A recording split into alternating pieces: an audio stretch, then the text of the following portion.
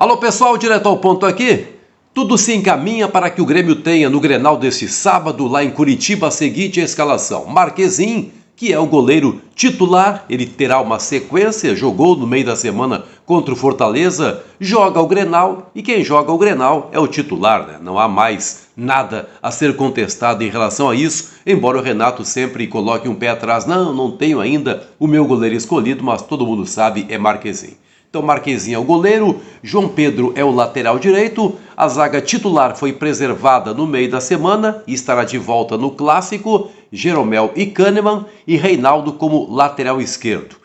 Não creio assim que haja algum reparo a ser feito nesse sistema defensivo, embora haja uma preocupação aí com a questão do Jeromel, que não é mais o mesmo zagueiro, falhou domingo passado no primeiro gol do Botafogo, mas fazer o quê, né? Não dá para ser o Rodrigo Eli como zagueiro do Grêmio, então enquanto não há uma reposição, enquanto o Gemerson não fica à disposição do técnico Renato Portaluppi, e também o Rodrigo Caio, né? Mas esse não se sabe em que situação física estará para ser aproveitado.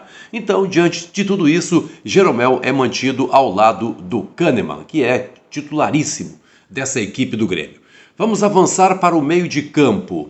O PP está suspenso, ele foi expulso contra o Fortaleza, então Dodi e Carbajo. Esses devem ser os dois volantes do Grêmio. Carbajo tendo uma oportunidade, pouco a pouco ele foi sendo reintegrado, atuações às vezes com algum certo destaque, às vezes com as tradicionais limitações que já observávamos no ano passado, mas não há muito a ser feito, né? Então seriam esses os dois volantes. Filha Sante está servindo a seleção paraguaia e o PP está suspenso.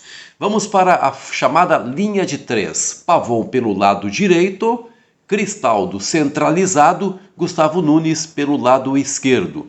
E na frente, embora não exista uma confirmação, e apesar de toda a irritação dos torcedores do Grêmio com essa decisão do técnico Renato, JP Galvão será o centroavante. Este é sem dúvida o maior ponto de contestação nessa equipe do Grêmio, uma decisão que o Renato insiste em levar adiante sob a argumentação de que precisa ter alguém com as características de centroavante nessa equipe do Grêmio.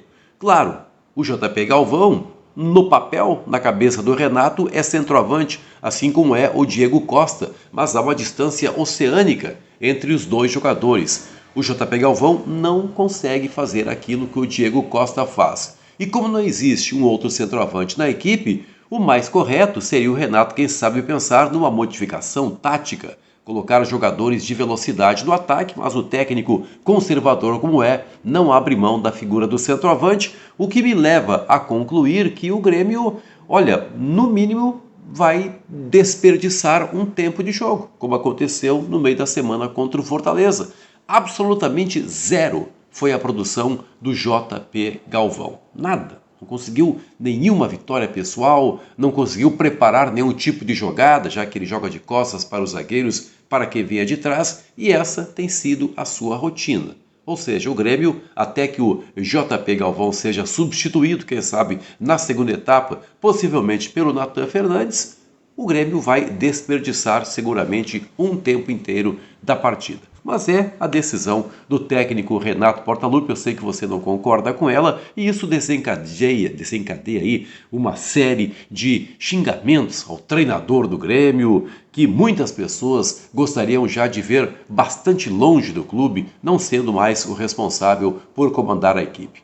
Mas, independentemente, isso aqui eu digo com absoluta convicção, independentemente do que venha acontecer no Clássico, não haverá qualquer alteração na comissão técnica do Grêmio. É em Renato que a direção segue confiando, é Renato que serve como escudo frequentemente para a direção, que não gosta de participar de entrevistas, não gosta de dar explicações, deixa tudo por conta do Renato. Questões de contratações é o Renato quem opina, questões de risco de rebaixamento é o Renato quem opina.